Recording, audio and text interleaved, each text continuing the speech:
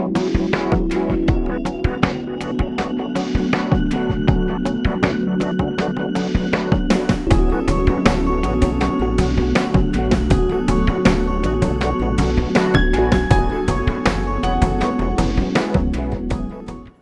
is the problem today in our introductory geology classrooms? I think the problem is students don't read. And I don't think this is a new problem. I think this is a chronic, endemic problem. And I don't think the solution is something as simple as just accepting that or directing them to a smorgasbord of other resources. The solution needs to be a little more revolutionary and designed from the ground up.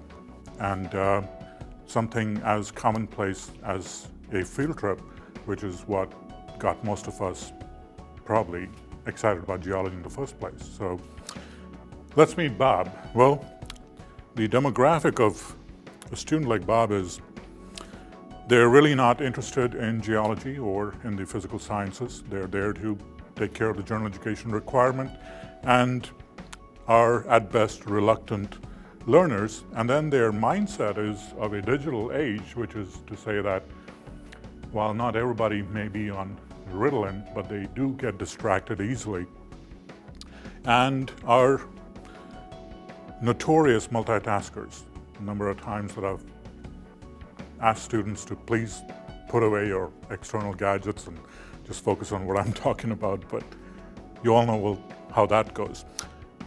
I wanted to kind of touch base with the national demographic of what we're dealing with here, and then tell you a little bit about my own experience with coming from Radford University. We're right next to Virginia Tech.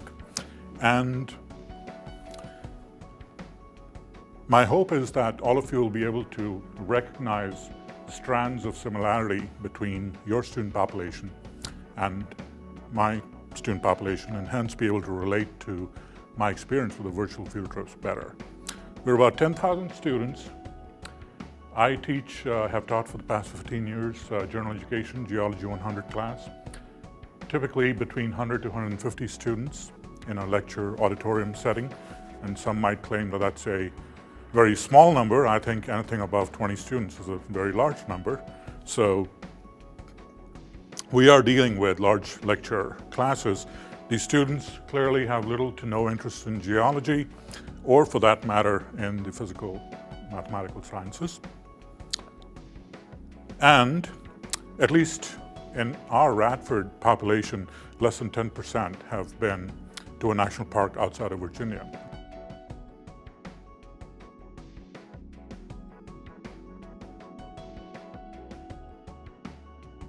About 10 years ago, I found myself woefully inadequate in terms of my preparation.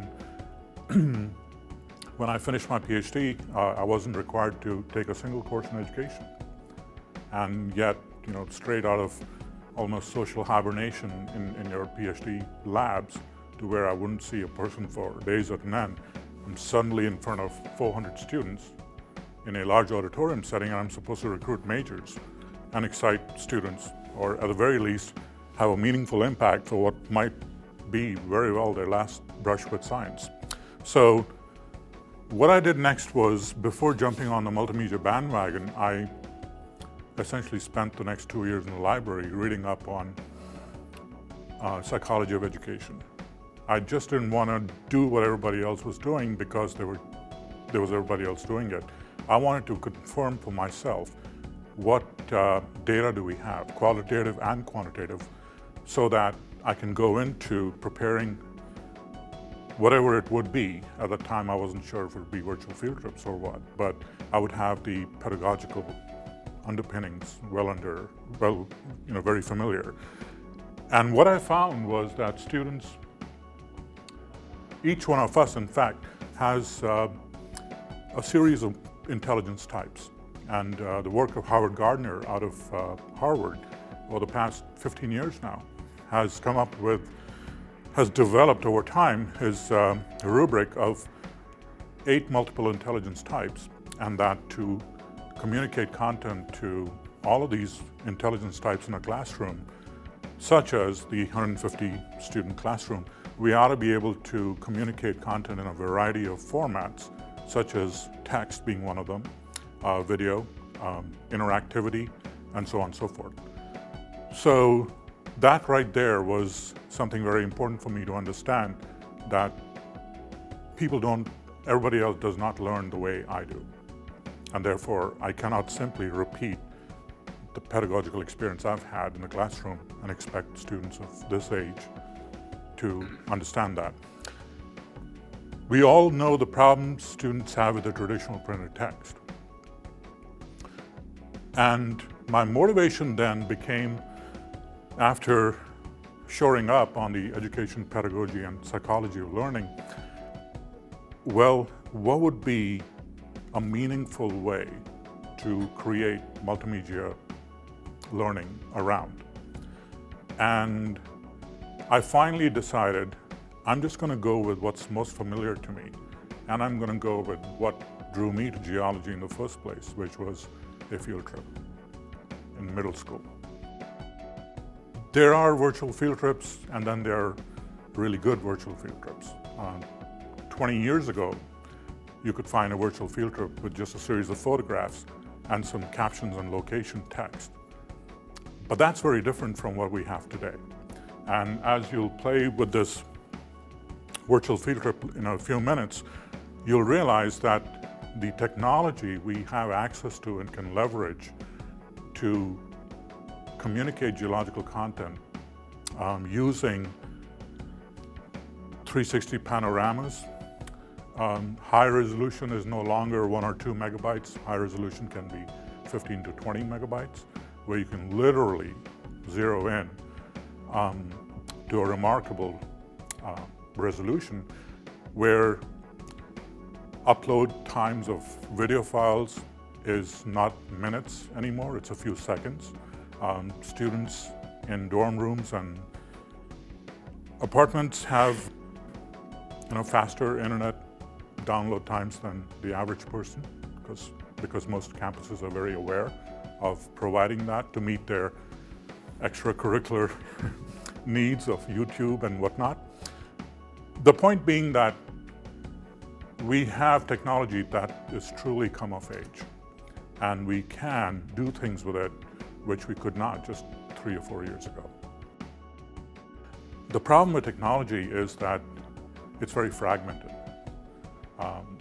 It's coming from different directions, from different manufacturers, and it holds promise of doing different things.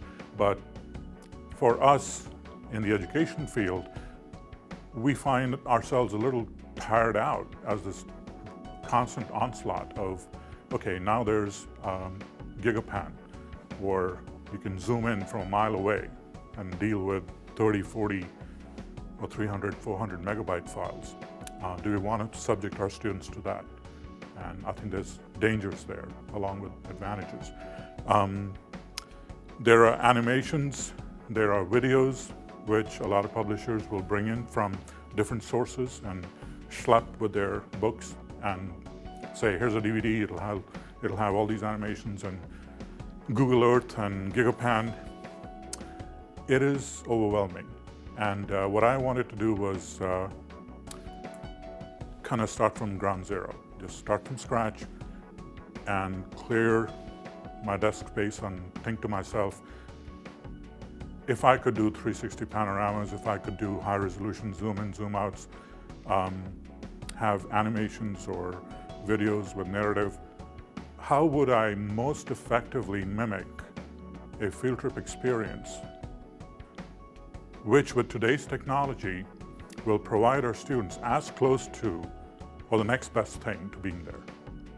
And that's been my modus operandi for creating these virtual field trips.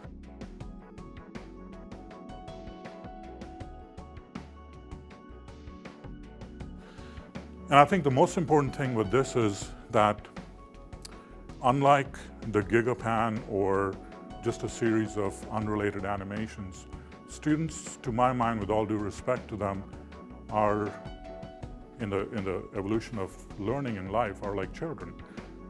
They need some sort of a contextual framework. They need structure.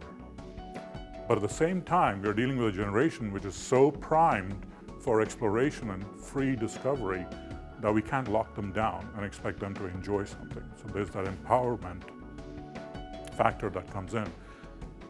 These field trips, I hope, strike a balance between those two. They allow for free will exploration, but it is within a guided instructional framework, one which is characterized or bounded by or defined by learning objectives, by quizzes, by interactive questions and answers, so that they're not just freewheeling on the terrain, but they are actually looking for answers. So it's very deliberate.